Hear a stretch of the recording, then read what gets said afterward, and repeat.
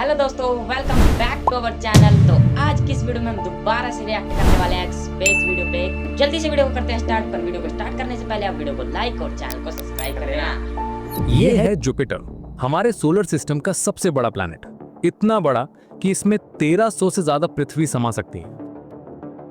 मगर पता है इस गैस जायंट के बारे में नासा ने अभी क्या डिस्कवर किया है? कुछ ऐसा जिसने साइंटिस्ट की नींद उड़ा दी है।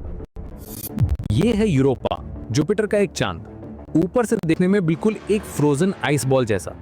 मगर नासा के साइंटिस्ट का कहना है कि इस बर्फ की सतह के नीचे एक पूरा का पूरा ओशन छुपा हुआ है। और सबसे क्रेजी बात पता है क्या है? इस ओशन में पानी की मात्रा पृथ्वी के सारे महासागरों से 2 गुनी हो सकती है। अब मुझे जब पहली बार इसके बारे में पता चला, आई वाज लाइक व्हाट, एक छोटे से चांद में इतना पानी।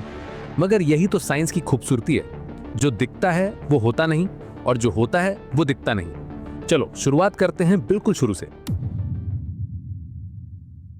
ये है 2011। नासा ने एक स्पेसक्राफ्ट लॉन्च किया जिसका नाम है जूनो।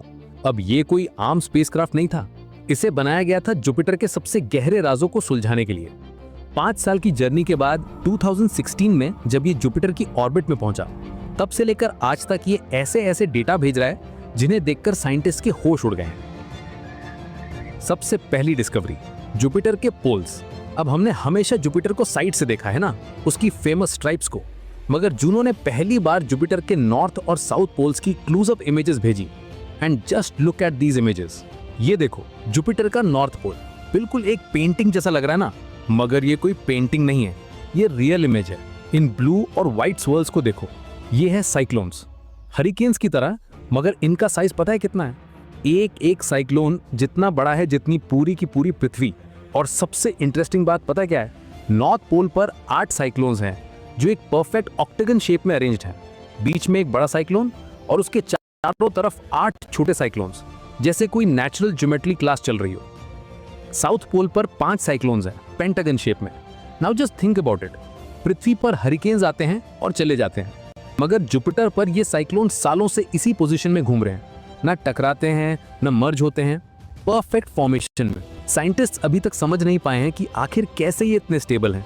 क्या कोई अनदेखी फोर्स इन्हें होल्ड करके रख रही है, या फिर जुपिटर के अंदर कुछ ऐसा है जो इन्हें बैलेंस कर रहा है? और यहीं से शुरू होती है दूसरी माइंड ब्लोइंग डिस्कवरी। जुपिटर के अंदर क्या है?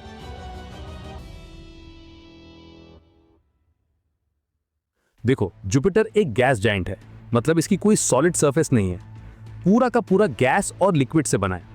मगर सवाल यह था कि क्या इसके सेंटर में कोई कोर है, कोई सॉलिड सेंटर? साइंटिस्ट का मानना था कि हाँ, होना चाहिए, एक छोटा सा रॉकी कोर। मगर जूनो ने जो डेटा भेजा उससे पता चला कि जुपिटर का कोर तो है, मगर ये छोटा बिल्कुल नहीं है।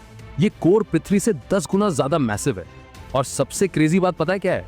ये कोर बिल्कुल सॉलिड नहीं है, ये फजी है। मतलब ये एक मिक्सचर है हैवी एलिमेंट्स का जो लिक्विड हाइड्रोजन के साथ मिला हुआ है। मानो जैसे किसी ने एक बड़े से स्टिरर से जुपिटर के अंदर सब कुछ मिक्स कर दिया हो।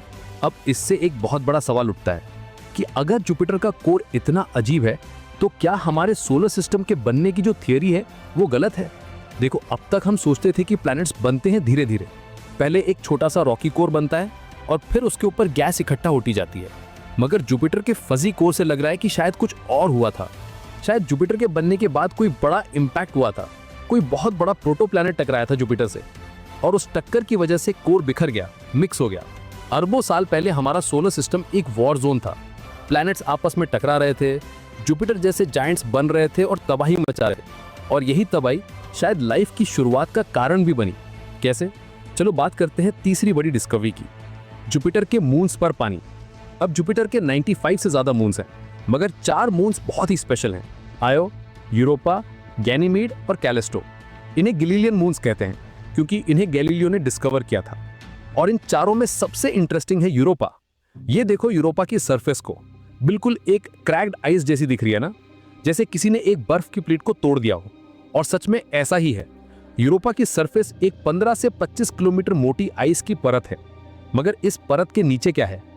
100 किलोमीटर गहरा लिक्विड वाटर का ओशन। जी हाँ, एक पूरा का पूरा समंदर, सॉल्टी वाटर का जो लिक्विड है आज भी।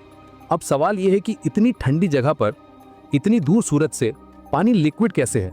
आंसर है टाइडल हीटिंग। देखो, यूरोपा जुपिटर के बहुत करीब है, और जुपिटर का ग्रेविटी इतना स्ट्रांग है कि ये यूरोपा को लगातार स्क्वीज करता रहता है, जैसे कोई स्ट्रेस बॉल को दबाता है ना। और जब यूरोपा स्क्वीज होता है तो उसके अंदर फ्रिक्शन होता है और फ्रिक्शन से हीट जनरेट होती है। यही हीट यूरोपा के अंडरग्राउंड ओशन को लिक्विड रखती है। अब यहाँ पर सबसे एक्साइटिंग बात पता है क्या है? पृथ्वी पर जहाँ पानी है वहाँ लाइफ है। हमारे समुद्र की सबसे गहराई में जहाँ सूरज की रोशनी नहीं पहुँचती वहाँ भी लाइफ है, हाइड्रोथर्मल वेंट्स के पास। बैक्टीरिया, फिश, अजीबोगरीब क्रीचर्स। तो क्या यूरोपा के अंडरग्राउंड ओशन में भी लाइफ हो सकती है? नासा के साइंटिस्ट कहते हैं पॉसिबल है, और इसीलिए नासा अभी एक नया मिशन प्लान कर रहा है, यूरोपा क्लिपर। ये 2024 में लॉन्च होगा और 2030 तक यूरोपा पहुंचेगा। इसका काम होगा यूरोपा की सरफेस को स्कैन करना, उसके ओशन की डेप्थ मापना और देखना कि क्या वहां लाइफ के संकेत मिल सकते हैं। अब यूरोपा अकेला नहीं है, गैनीमीड और कैलिस्टो पर भी अंडरग्राउंड ओशंस होने के संकेत मिले हैं। मतलब जुपिटर के आसपास एक पूरा वाटर वर्ल्ड बसा हुआ है। चौथी discovery, the great red spot का सीक्रेट। अब आपने जुपिटर की फोटो देखी होगी तो उस पर एक बड़ा सा लाल धब्बा दिखता है। इसे ग्रेट रेड स्पॉट कहते हैं। ये एक मैसिव स्टॉर्म है, एक हरिकेन जो पिछले 400 साल से चल रहा है। इसका साइज इतना बड़ा है कि इसमें 2-3 पृथ्वी आराम से समा जाए। मगर जूनों ने पता लगाया कि ये स्टॉर्म कितना गहरा है, और आंसर है 300 किलोमीटर से ज्यादा गहरा। मतलब ये सिर्फ सरफेस पे नहीं है, ये जुपिटर के अंदर बहुत गहराई तक जाता है।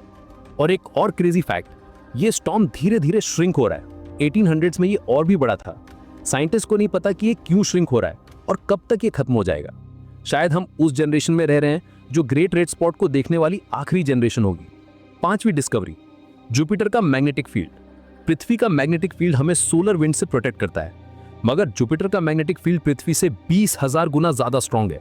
इतना स्ट्रांग कि अगर हम जुपिटर को पृथ्वी से देखते तो ये स्काई में चांद से भी बड़ा दिखता। और जूनों ने पता लगाया कि ये मैग्नेटिक फील्ड बहुत ही अजीब है। कहीं नॉर्थ पोल है, कहीं साउथ पोल है, कहीं दोनों मिक्स हैं, जैसे किसी ने कई सारे मैग्नेट्स को रैंडमली अरेंज कर दिया हो। इस मैग्नेटिक फील्ड की वजह से जुपिटर के पास सबसे तेज रेडिएशन बेल्ट्स हैं, इतने खतरनाक कि अगर कोई इंसान जुपिटर के पास जाए तो मिनटों में ही लीथल डोज ऑफ रेडिएशन मिल जाएगी। और इसीलिए जूनो स्पेसक्राफ्ट को एक स्पेशल रेडिएशन शील्ड में रखा गया है, टाइटेनियम का एक वॉल्ट, जो इसके सेंसिटिव इंस्ट्रूमेंट्स को प्रोटेक्ट करता है। छठी डिस्कवरी, जुपिटर की रिंग्स। अब हम सब जानते हैं सैटर्न की रिंग्स के बारे में, मगर पता है जुपिटर की भी रिंग्स है। हाँ, बहुत फेंट, बहुत पतली रिंग्स। इन्हें 1979 में वॉयेजर 1 ने डिस्कवर किया था, मगर जूनो ने इन रिंग्स को डिटेल में स्टडी किया। ये रिंग्स बनी है छोटे छोटे डस्ट पार्टिकल से, जो जुपिटर के छोटे मून से आते हैं। जब माइक्रोमीटियोराइट्स इन मून से टकराते हैं तो डस्ट उड़ती है और रिंग्स बनाती है। अब गाइस, यहां तक तो हमने बात की साइंटिफिक डिस्कवरीज की, मगर असली सवाल तो ये है कि ये सब हमारे लिए क्यों इंपॉर्टेंट है। चलो थिंक करते हैं। नंबर 1, जुपिटर हमारा प्रोटेक्टर है। जुपिटर इतना बड़ा है कि इसका ग्रेविटी एक शील्ड की तरह काम करता है। जब भी कोई एस्टेरॉइड या कॉमेट हमारी तरफ आता है, ज्यादातर बार जुपिटर उसे अपनी तरफ खींच लेता है या ऑर्बिट चेंज कर लेता है। 1994 में शूमेकर लेवी 9 नाम का एक कॉमेट जुपिटर से टकराया था। इंपैक्ट इतना बड़ा था कि इसे पृथ्वी से भी देखा गया। अगर वो कॉमेट पृथ्वी से टकराता तो शायद डायनासोर जैसी तबाही फिर से हो जाती। तो एक तरह से जुपिटर हमारी बॉडीगार्ड है। नंबर 2, जुपिटर हमें बताता है कि दूसरे सोलर सिस्टम्स कैसे काम करते हैं। अब तक हमने हजारों एक्सोप्लैनेट्स डिस्कवर किए हैं और कई सारे हॉट जुपिटर्स हैं, मतलब जुपिटर जैसे बड़े प्लैनेट्स जो अपने स्टार के बहुत करीब हैं। जुपिटर को स्टडी करके हम समझ सकते हैं कि ये दूसरे गैस जायंट्स कैसे बने, कैसे काम करते हैं। नंबर 3, लाइफ की खोज। यूरोपा, गैनीमीड, कैलिस्टो, ये वो जगहें हैं जहां पे हमें एलियन लाइफ मिल सकती है, शायद माइक्रोबियल लेवल पर, शायद कुछ बड़ा। और अगर हमें वहां लाइफ मिल गई तो ये प्रूफ होगा कि यूनिवर्स में लाइफ सिर्फ पृथ्वी पर नहीं है, ये एवरीवेयर हो सकती है। और नंबर 4, साइंटिफिक क्यूरियोसिटी। देखो, हम इंसान हैं, हमारे अंदर एक्सप्लोर करने की, जानने की भूख है। हम चांद पर गए, मंगल पर गए, और अब हम जुपिटर को समझ रहे हैं। ये सिर्फ साइंस नहीं है, ये हमारी आइडेंटिटी है। हम एक्सप्लोरर्स हैं। अब मुझे पर्सनली इन सब चीजों को पढ़कर, रिसर्च करके बहुत मजा आया, क्योंकि ये मुझे याद दिलाता है कि हम कितने छोटे हैं इस यूनिवर्स में, मगर साथ ही ये भी याद दिलाता है कि हम कितने पावरफुल हैं। हम एक छोटे से प्लेनेट पर रहते हैं, मगर हमने अरबों किलोमीटर दूर एक स्पेसक्राफ्ट भेजा है जो हमें जुपिटर के राज बता रहा है। The human mind is incredible. और यही तो मैं आपको बताना चाहता हूं, साइंस सिर्फ बुक्स में पढ़ने की चीज नहीं है, ये हमारे चारों तरफ है, हमारे ऊपर आसमान में है। बस जरूरत है एक क्यूरियस माइंड की, एक सवाल पूछने की हिम्मत की। Stay curious, stay human. जय हिंद।